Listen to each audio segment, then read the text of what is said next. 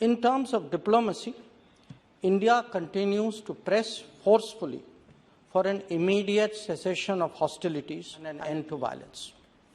We encourage talks between Ukraine and Russia, including at the level of their presidents. Prime Minister has spoken to them both himself in this regard. This was precisely the message that was conveyed to Russian Foreign Minister Sergei Lavrov when he was in Delhi. If India can be of any assistance in this matter, we will be glad to contribute. 2.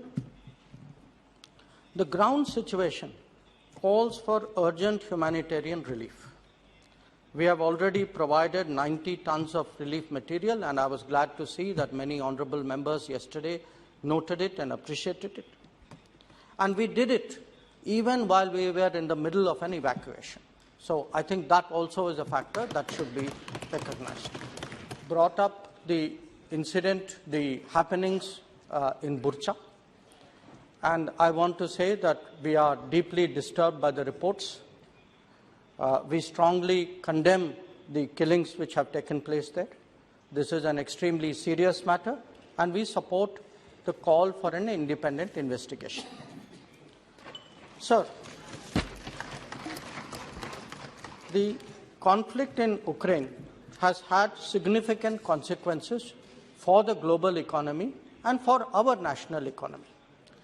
Like all countries, we too are assessing the implications and deciding what is best for our national interest.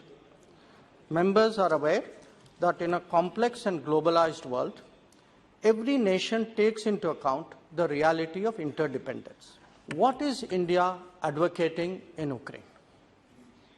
We are, first and foremost, strongly against the conflict.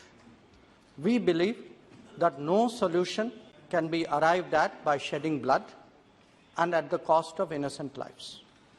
In this day and age, dialogue and diplomacy are the right answers to any disputes, and this should bear in mind that the contemporary global order has been built on the UN Charter, on respect for international law, and for the sovereignty and territorial integrity of all states. If India has chosen a side, it is the side of peace, and it is for an immediate end to violence. This is our principal stand, and it has consistently guided our position in international forums and debates, including in the United Nations. At a time when energy costs have spiked, clearly we need to ensure that the common person in India is not subject to an additional and unavoidable burden. Similarly, fertiliser prices have a direct implication for the livelihood of the majority of our population, and indeed for food prices for all of us.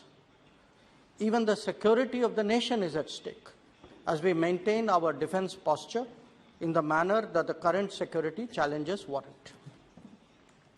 All these, Speaker Sir, are legitimate pursuits of national interest by India. They are similar to what other nations are doing from their particular perspective.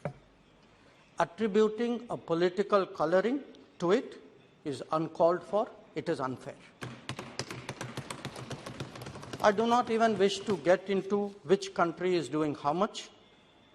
Eventually, the numbers will speak for themselves.